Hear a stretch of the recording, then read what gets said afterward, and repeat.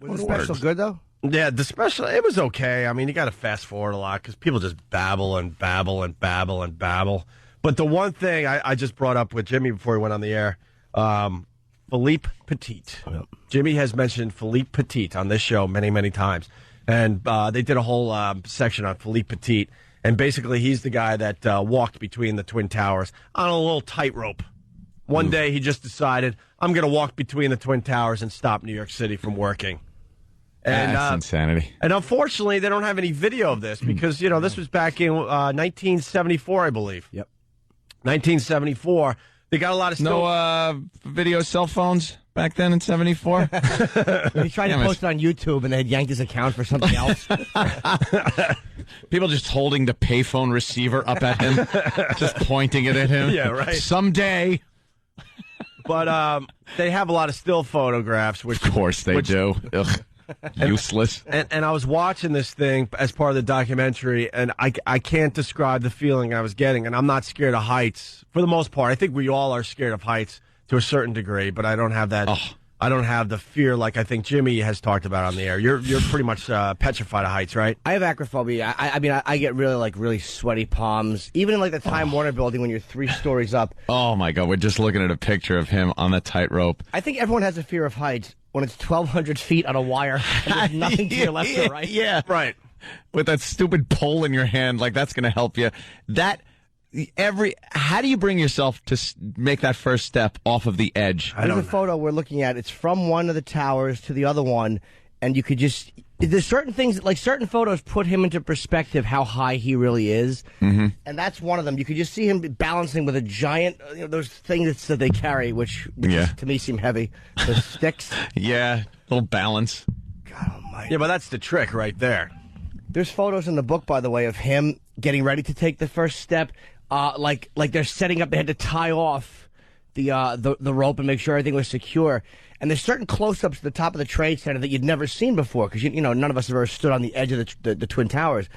And it's just horrifying when you're like, that's what the top of the Trade Center looks like if you're standing there ready to walk from one to the other. Just step off. And this guy studied the Twin Towers for 8 months. He was obsessed with the Twin Towers. He comes to New York, and he sneaks up as they're still building it, I believe. He sneaks up to the top, making believe he's a construction worker, which I'm like, wow, they weren't paying attention back then because he was the furthest thing from a construction work, if you know what I mean. Oh, he's a small, fruity Frenchman. He right? Was he?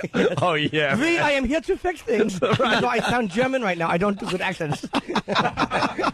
Like what drugs were the construction workers on at the time that this guy was able to sneak through?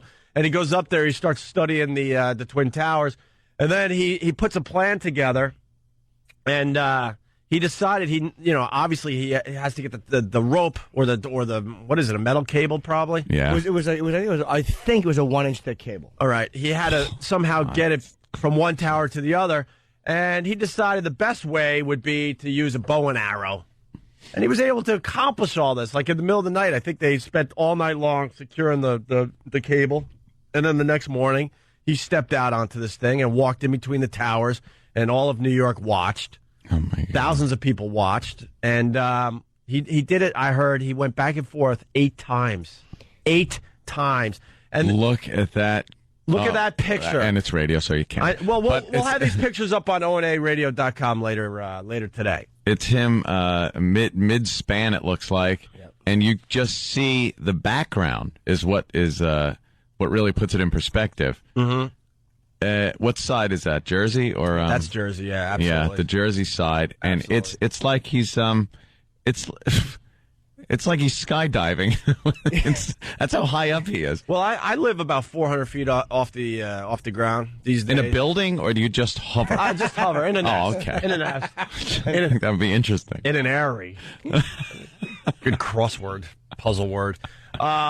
And I was thinking about it. This would be like 1,200 feet, and I'm 400 off the ground. So I'm looking out the window after watching this, going, "Are you kidding me?"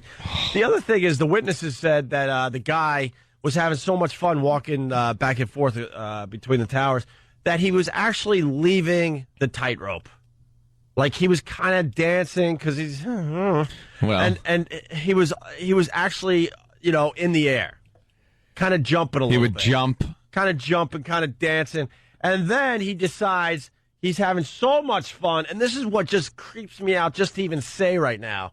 He decides to get down on one knee on the wire. Just imagine this. Do this a foot off the ground. And he decides, all right, this is cool. I'm on one knee. He decides I'm going to lay on my back. He lays on his back between the towers on this thing and looks up at the sky and was watching some kind of bird that he said in his book that he's been searching for ever since, man. That bird. Shut up. There was a bird flying above him as he's lying on the rope in between Sure, the it's towers. the first time he's been on his back. My palms are sweating. That's what I'm saying. I can't even describe the feeling I get just talking about this. The weird thing about him doing that was I always thought, like, what happens if you're in the middle, in between the two towers, and then all of a sudden, like, you're this amazing tightroper, then you become Jim Norton, and you're just And the fear just grips you. Right. Like, what if I woke up in between those things, like, oh my God, I don't know how to do this. You don't know. Like, what? Yeah. There's no one in the world that can help you. Hey, Jimmy. Yeah. Nighty night. I want you to dream about this tonight. There's no one that could help you. No one could talk you through it. The pictures are amazing. We're going to get a few of these photos up on onaradio.com later today, or you can Google it yourself. It's Philippe Petit. But You'd fall off of a 3-foot wide sidewalk. easily. Stretch across there. A suspension bridge, if it didn't have handrails, even maybe if it did, you'd still fall off. Whoa, right over the handrails. I don't know what happened. Dude, how the hell did he do that? I know this is like over 30 years ago, but it just happened to be part of the documentary. No one does it anymore either. It's not one of those things. Very rarely you'll see guys climbing buildings or parachuting off, base jumping and stuff, but that's the kind of spectacle that was really prevalent back in the 70s for some reason. Yeah. That Evel Knievel, things like that. George Willig. People loved crap like that. Let's not forget the great George Willig, who climbed the one of the towers from the outside. He was one of the first to do it. Now there's a lot of guys that do that, but he was the first one that said, you know what, I could climb this thing. I can do that. But anyway, the other thing about Philippe Petit that should be noted, he had to walk downhill, too, because the towers weren't the same size. People don't know that. One was a little higher than the other. Yeah. And look at that angle. You actually see him walking sort of downhill in between the towers. Look, Jimmy's just all freaked out just looking at it. My palms get very sweaty when I look at it. It's really because some of the photos, all of a sudden it makes it very tangible to me, like how high he is. Like there's certain like that one in the middle isn't as bad because I can't connect to anything. Like there's a building over there, there's a building over here, and there's a little fruit in the middle. But if you go there's other photos that kind of show him with the building right behind him, almost like you can see how big the building is behind him. And then I can picture me being there on the tightrope in that outfit. Oh, my God. In that outfit, yeah. Which would be scarier than anything. Yeah, it's there it is. That's the picture that freaks me out. Yeah. The one we're looking at, we'll definitely get up on onaradio.com. Yeah, that's a good one. But it looks like it's from 1800. Because you can see the top. What the hell's wrong? There no color cameras back then? It's the details at the top of the tower. Yeah, that's what does it. All the like machinery and things. Yeah. That's what it like because you always see the towers from so far away, but when you can look up close and go, oh, there was a little thing behind that, or like, what a great description that was. A thing. There's like a little window up here that I never saw, which is what would kind of guide the window cleaners, like that type of crap. Yeah. Ugh. I'm the worst describer in history right now. I apologize to the audience. And by the way, all you have to do is like look at a documentary on how the Twin Towers were built for like 15 minutes, and you understand why it was those things came down so easy without getting into it. The steel was a lot thinner, a lot lighter. They were putting the tower together in 3-story sections. Yeah, it was a new type of construction. New type of construction. The time, The designer should have been shot. It was a horrible design for a building. I don't think they I'm not even that. Well, I'm not even talking about that. That's, whatever. I'm talking about just using very thin windows. Mm-hmm. So the people that did work in the towers, they didn't even have a good view. No good view. It was a horrible, horrible, horrible building to work in. Most people hated working in that building. And my girlfriend got me a book on Philippe Petit, and he is he writes a lot of weird, he thinks he's really poetic. Yeah. I can't even read his book. There's photos in there. I'm hoping that I can find some if they're online. A little bit good pictures. but he talks like about the bird, and like he writes and he thinks he's really poetic. I should bring it in tomorrow. I'll bring the book in. And he's just a douche. Oh, he's a total douche. You want to just slap his face off a wire. Right. Look at that. Look at that shot. That's one of the ones. That shows the wire. That wire is, I would guess, 27 degrees. I don't know. That's about a 27-degree That's pretty. angle. You're getting. What do you think? Your estimate is pretty like 27. I was going to go with 30. Were you? But it's less than 30. I don't know. I don't think it's that much, but That looks like it would be pretty tough downhill walk there. He's sitting on the edge of the building. He's sitting on the edge. That alone would just make me S my pants. Oh, of course. I would just go into the fetal position, start crying in the middle of the middle of the wire. I would just have to hold on for dear life and pray that some big giant fireman will rescue me. yeah, it'd freak out just looking out of the window on the restaurant. Windows of on the world. When you be up there. Oof. There's another guy, we talked about George Willig, who did it. I remember my grandmother telling me when I was a little kid, he climbed it with mountain climbing equipment. Yep. This was amazing back then because no one was doing that. Right. And now there's the guy I've talked about on this show, and I'm so stupid I can't remember his name, the guy who climbs buildings without anything. He just uses powder like rosin. Right. He has a little rosin bag on his back to keep his hands dry, and he climbs buildings with nothing.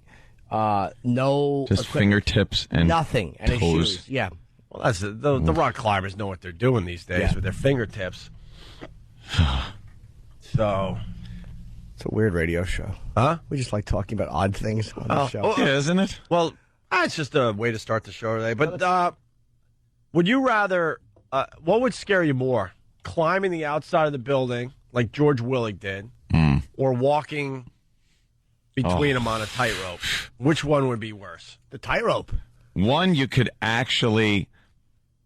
might be able to pull off with enough upper body strength, and you might actually be able to pull that off. Tightrope walking, you can't do for a second. One step and plummet. Wait a minute. You're in the gym these days. How many reps can you do before you're exhausted? Oh, I know. I'm not saying I'm the guy that There's can no do it. way. I'm just saying that if you do have enough upper body strength, maybe you're a rock climber or something like that, you actually have the possibility where you could be brought in and do that. The tightrope walking thing, I can't tightrope walk on a cable on the floor. You'd fall off of it. Right. Can't do it. You ever walk on the curb? Yeah. Just walking on the curb, and then you do that little, and you fall off. Well, we talked about this. Like, just take a bicycle. Take a bicycle, and you're on a sidewalk. Yeah. You could almost do it with your eyes closed, right? Zigzag. You're not going to go off the sidewalk, right? Pop a wheelie. Take that same sidewalk and put it in between the Twin Towers, obviously if they were still standing. Yeah. Would you make that bike trip across? No. You'd start and you'd fly right off the edge for some reason. And I'm not even. And let's take the wind out of it. Let's say yes, no wind. Wind is blowing a half mile an hour. The wind is not a problem here. For some reason, how many people would just fly right off the edge? Right. Why am I can do this? Why after two pedals did I just fly off the edge of the sidewalk? But you can ride your bike and drink a beverage and one-handed. With your eyes closed, you're not going to go off the sidewalk. Yeah. Why is it different if it's between two objects that are really high? And there's two curves in it. We have to actually curve. Oh my God! You wouldn't do it. Dude, you'd fly off the edge. I wouldn't walk it. No, who would? I'm getting the D chills thinking about it. Hugging the building. If you're hugging the outside of a building, as horrible as that is, at least you're holding on to a physical structure, even though you're going to fall to your clumsy death. Right. But to stand in the middle of a wire, you're the same height, and you have nothing. I would a stick. I would just hope for the best and run as fast as I can. There's nothing. Yeah, just sprint. There's nothing worse, though, than climbing on the outside of something and feeling like you're going to just fall backwards and fall off of it. I've done that with ladders, where you have to extend the ladder up a little further than it was supposed to be extended, so it's got to be at a weird angle, almost straight up and down. Right. So you got to keep your center of gravity way on it, so you leaned onto the ladder, and you're climbing up. And with each time you go up a rung, you see the top of the ladder pull away from the building a little bit. Sure. You're like, you get to the top, it's really high up, and then now you're supposed to have an extension ladder extended like a couple of feet at least over the top of the building if you're trying to get onto the roof. I've had it where it's leaned just below the building. So you have to literally climb onto the roof from the ladder. And that was the scariest part of anything I've ever done. Because at that point, you're like, I could just fall right now, break my neck. My just dad, be dead. My dad fell off a ladder, two flights up. Know why? Because he was doing the Belushi thing where he's moving the freaking ladder as he's up there. Oh, never a good thing to do. What a dummy. Never a good thing to do. He comes into the house all just broke. Like, what happened to Broken. you? Oh, he's just broken. He was just broke. Because he decided to take the easy way out. I forgot what he was doing up there, but he was working on the gutter or something, and decided instead of going all the way down and placing the ladder a couple feet to the right, I think I could move this thing. He fell. I've had experiences, too, with extension ladders being up on the side of the building. You get up there, and they always tell you, tie off the ladder. Just tie it off onto something. Get a vice grip, snap it on the side, tie it to that, whatever. Sure. And I'd be up there working, and it would be windy, and I'd just hear a tremendous crash, and I'd look, and the extension ladder's on the ground, and it blew down, and I'm just like, hello? Hey, could someone put the ladder back up? Sometimes be up there for hours. And that's that. Yeah. All right, we're just getting started. It's the Opie and Anthony show. Before we go, not to take the fun of the discussion, but as we're discussing these buildings and holding on, there was all the awful 9/11 footage, and one of the worst ones I saw, and I didn't see this until very recently, was a guy trying to climb out the window. Oh my! And he was in a suit, and he was trying to rappel down. Oh yeah. And I had not seen that. They actually have video of this? Yeah, and it's almost like he took a fire hose or something that was hanging out. And you could see him like hesitating to come out the window, and he finally had to, and he's trying to rappel. Right? You had to. And he just, I guess he got down a few feet, and then I don't know if he slipped or if the heat got to be too much. But it was that was like you could really picture yourself. What was he trying to do? Get below the fire? Just get out of the window. Like, yeah, I guess or just get out of the heat? Probably get out and go a couple floors lower, which everyone thinks, why not just try to lower something and climb down and kick a window in and go? Yeah, well, it's not an action movie. It's real life. Right. So when you try to do that, you can't hold on. Whatever you tied it onto slips. Things happen. Oh, nothing is more horrible in that whole experience than that. Yeah. No, it's than having to throw yourself out a window because what's inside is too much to bear. Right. Whoa. Yeah, I started looking up. I wouldn't wish that on anybody. I started looking up, Philippe Petit stuff after this documentary, and it all leads right back to 9/11. Yeah. And you start watching some of this stuff, I'm like, oh my God. You just, none of us will ever forget, but. Yeesh. All right. Well, we're going to move on with other things. After the break, fat people have bad sex. That's right. I love when we go. That's right. That's right, people. Yeah, Fat people this damn show. have bad sex. God.